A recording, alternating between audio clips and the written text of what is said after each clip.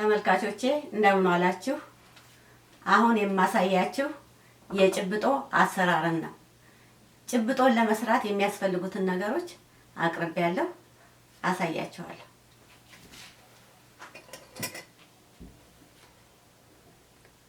ይሄ ዘይት ነው፣ ጨው፣ አዋዜ፣ የተለጠለጠ ኑግ፣ ቀይ ወይም ጥቁር ጤፍ ዱቄት፣ ውሃ። እነዚህ ለመጠቀሚያ እቃዎች ናቸው።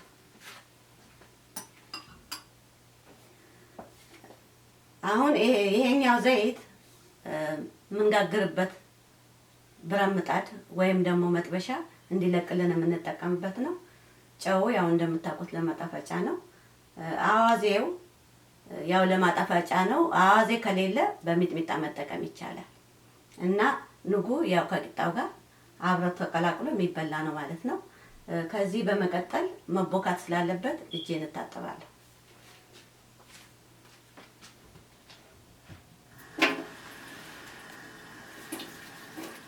እሺ አሁን ላቦካ ነው። ከማብካቴ በፊት በጤፍ ዱቄት ነው በአብዛኛው በሀገራችን የሚሰራው። በሌላ ዱቄት አይሰራም ማለት አይደለም፣ መስራት ይቻላል። ስለዚህ መጀመሪያ ውሃ፣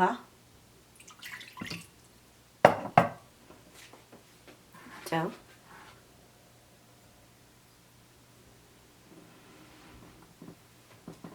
አዋዜ፣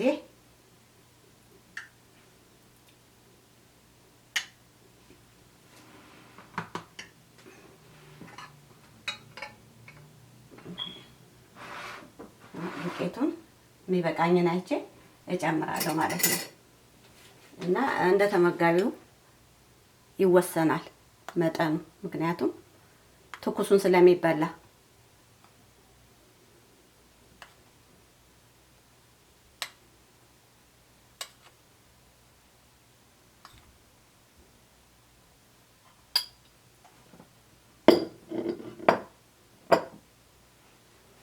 አሁን አቦካዋለሁ ማለት ነው።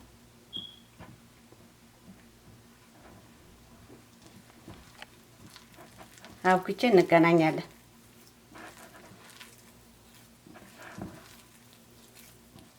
እሺ አሽቸዋለሁ ለአንድ ተኩል ደቂቃ ይበቃዋል።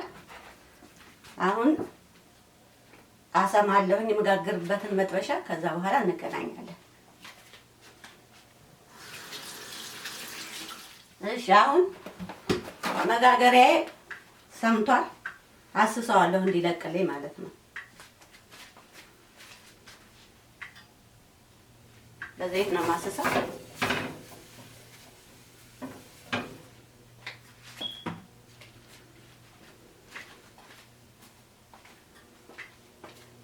ከዛ በኋላ ውሃ ያስፈልጋል እዚህ ጋር፣ ምክንያቱም እንዲለቅልኝ ነው፣ ሊጡና እጄ እንዳይጣበቅ።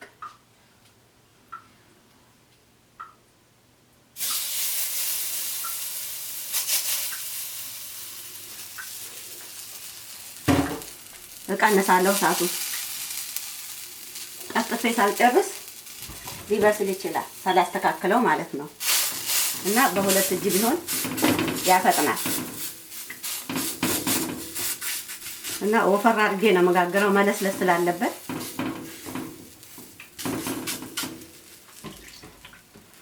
እስቲ ጥቅጥቆ ላድርገው። ቶሎ ቶሎ ነው መሆን ያለበት።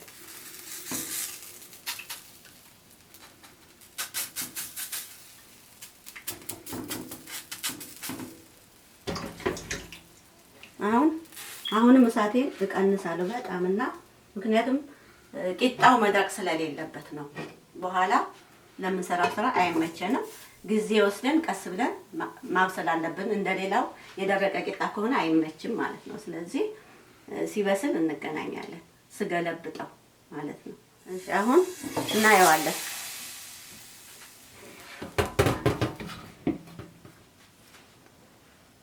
ቶሎ እንዲለሰልስ ስለሚፈለግ አሁን ገለብጣለሁ ማለት ነው። ይሄ ቂጡ በጣም ቀሳይል። አሁን መከደን የግድ አይደለም ክዳኑ። በፊት ቂጣ ስንጋግር የምንከድነው አንደኛ ነጭ ይሆናል፣ መልኩን ወዙን ያጣል ማለት ነው። ሁለተኛ ደግሞ ቶሎ እንዲበስል እንዳይደርቅ ይረዳዋል። ለዚህ ነው የምንከድነው። ሌላው ይሄ በመጥበሻ በምንጋግርበት ጊዜም ሆነ በሌላ ብረት ምጣድ በእንጨት እስካልሆነ ድረስ ይሄንን ቦታ ብንቀያየርለት ጥሩ ነው የሚሆነው። ምክንያቱም የእሳቱ እንፋሎት በኃይለኛው ላይ ስናደርገው እዚህ ድረስ ሊመጣ ይችላል።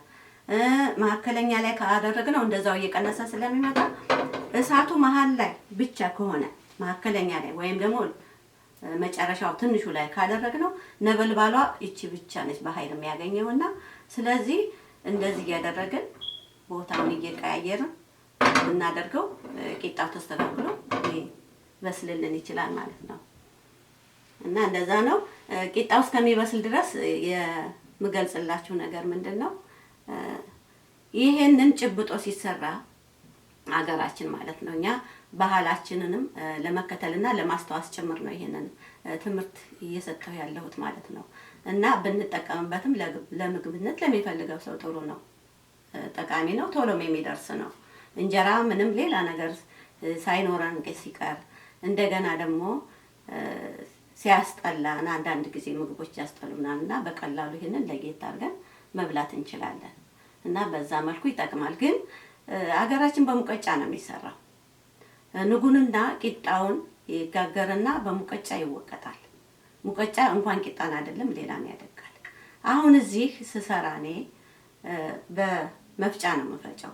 ይገረድፋል ምን ይላል ይሄ በአይነቱ አለው ይገረድፋል በሚለው እንገረድፋለን ማለት ነው። በዚህ በአትክልት መፍጫው ላይ በዛ ሞክረዋለሁ እንጂ ለስለስ ሲብል ይመረጣልን ነው። ይሄን ሁሉ ገለጻ የገለጽኩበት ምክንያት ቢለሰልስ ሁለቱን ንጉንና ዳቦውን አንድ ላይ አቀላቅለን ጨብጠን ለመብላት ይመቻል። የግድ አሁን የስራው ስርዓት ስለሆነ ነው። ጭብጦ ስለሚባል ተጨብጦ ስለሚበላ ነው። የሚጨበጥ ነገር ሁሉ መለስለስ አለበት። ስለዚህ ሌላ መንገድ ካለ ለምሳሌ በእርሾ የተቦካ ዱቄት ሁሉ ይለሰልሳልና በዛ አድርገን ትንሽ በጣም ሳይቦካ አፍለኝነቱ ስለሚፈለግ ገና ብድግ ሲል ተቦክቶ በሱ ቂጣ ጋግረን ወይም በእንጀራ ምጣድ የበለጠ ደግሞ ጥሩ የሚሆነው ማለት ነው። ስለማያደርቀው በጣም በዛ አድርገን ያንን ንጉንና ያን የለሰለሰውን ቂጣ አቀላቅለን ጨብጠን ብንመገብ የአመጋገብ ስርዓታችንን ሳንረሳ እኛም ብዙ ሳንደክም ልንጠቀም እንችላለን ማለት ነው። እና በአብዛኛው የኛ ሀገር አሰራር ያስቸግራል፣ ጊዜ ይወስዳል። ስለዚህ መቆጠብ መቻል አለብን ነው።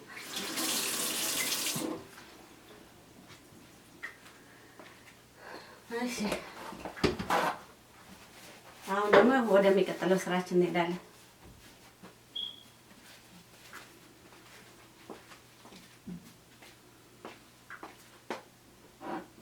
አሁን እዚህ ላይ ንጉን አደርጋለሁ ማለት ነው። ቂጣው በዛው ያቀልጠዋል፣ ዘይታማ ስለሆነ ትኩስ ስለሆነ ቂጣው በጣም መቀዝቀዝ የለበት።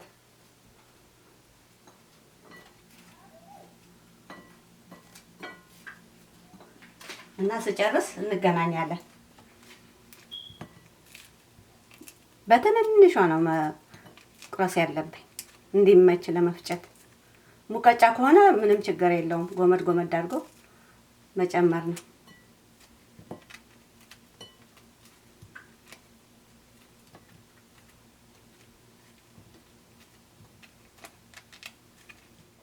እሺ የአሁኑ ስራችን ደግሞ መውቀጥ ወይም ደግሞ ሁለቱን ንጉንና ቂጣውን ማቀላቀል ነው የሚሆነው።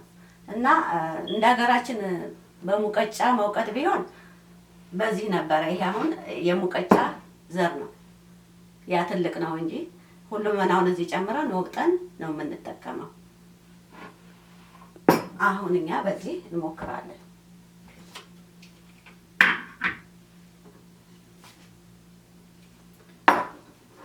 አንድ ላይ እስቲ መጀመሪያ ለማሻሻል ማለት ነው በእጄ ላቀላቅለው።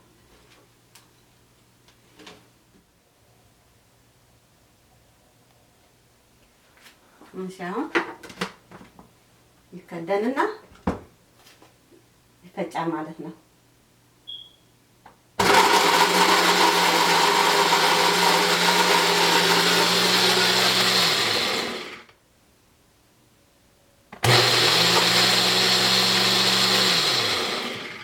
ማንኪያ ያስፈልገዋል ማለት ነው።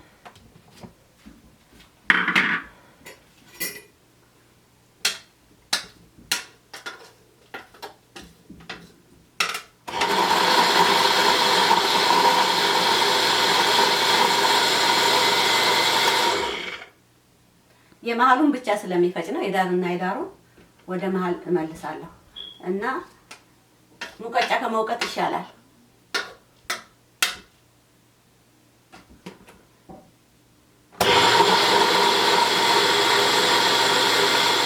እሺ አሁን ይበቃዋል።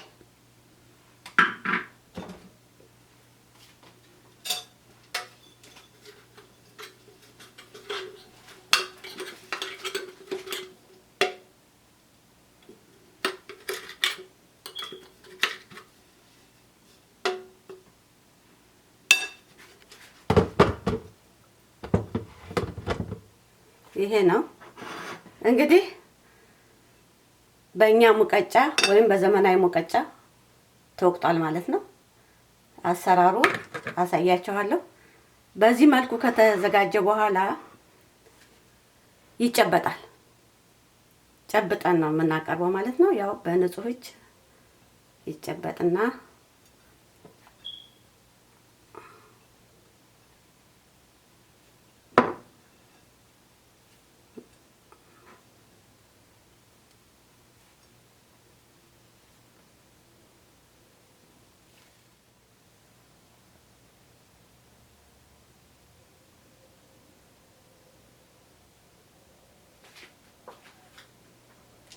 እሺ ተመልካቾቼ ይሄን ይመስላል የጭብጡ አሰራራችን። እንግዲህ የምንጠቀመው ዱቄት በጤፍ ነው ብያቸዋለሁ። በሀገራችን በፊት ማለት ነው። ምናልባት ጤፍ ቤት ውስጥ ምን ጊዜም ስለሚያገኙ ሊሆን ይችላል፣ አላቅም። በነጭም በጥቁር ጤፍ ይሰራል። በአብዛኛው ጥቁር ጤፍ ካለ ለቂጣ፣ ለአነባበሮ ለመሳሰሉት ጥቁር ጤፍ ነው ተፈጭቶ ለብቻ የሚዘጋጀውና በዛ መልኩ ነው የማውቀው። በሌላ ዱቄት ማንሞክርበት ምክንያት የለም፣ ማናሳድግበት ምክንያት የለም። እና እናንተም በፈለጋችሁት ዱቄት በሚመቻችሁና በምታገኙት ሰርታችሁ ሞክሩ ማለት ነው። እና ይሄን ነው የምነግራችሁ። የጥቁረቱ ጉዳይ እዚህ ያለው የጤፍ ዱቄት በጣም ጥቁር ነው። እንደገና የመድረቅም ጉዳይ አይቻለሁና የጤፉ ዱቄት ያው እናንተም ታውቁታላችሁ ስለምትሰሩ እንጀራው ላይ እናያለን። ወዝ የለውም፣ ድርቅ ይላል፣ ፍርፍር ይላል። እኔ ቂጣ ሁሉ ስጋገር ቂጣም እንደመፈርፈር ይላል እና ባለው ነው መጠቀም ስላለብን ባለው ተጠቅም ያለሁኝ። እኔ የጤፉ ጥቁረት ኃይለኛ ነው፣ ከሀገራችን ጋር አይገናኝ። እንደዚህ ያገር ጥቁረት አጥለነው እንኳን ከጥላው ከወጣ በኋላ እንጀራው ራሱ ጥቁር ነው የሚሆነው፣ ታውቁታላችሁ። ለዛ ነው ከለሩ ጥቁር ብሏል። እኔም ሳየው በዛ ምክንያት ነው። እና የከለር ጉዳይ ምንም ችግር የለውም። ዋናው የእውቀቱና የመጠቀሙ ጉዳይ ነው። ስለዚህ ቅድም በትኩሱ ስለሚበላ ብያለሁኝ። በትኩሱ ቢበላ ነው ጥሩ የሚሆነው። ካልተቻለና የምንጠቀምበት ሌላ መንገድ ካለ ይሄኛው ለስንቅ ስለሚሆን ከፈለግን ማለት ነው ቶሎ ስለማይበላሽ ለቅርብ ቀን ለስንቅ በሚካሄድበት ጊዜ ድሮ እንደ ስንቅ ይጠቀሙበታል እና በዛም መጠቀም ይቻላል። የበለጠ ግን ትኩሱን መብላቱ ጥሩ ነው እና ይሄንንም ላስታውሳችሁ ብዬ ነው።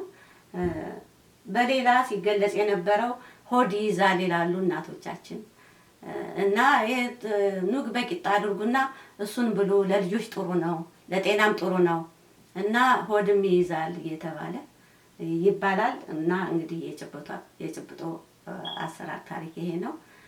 ተመልካቾቼ የዛሬውን ትምህርት እዚህ ላይ ጨርሻለሁ። በሌላ እስከምንገናኝ ደህና ሁኑልኝ።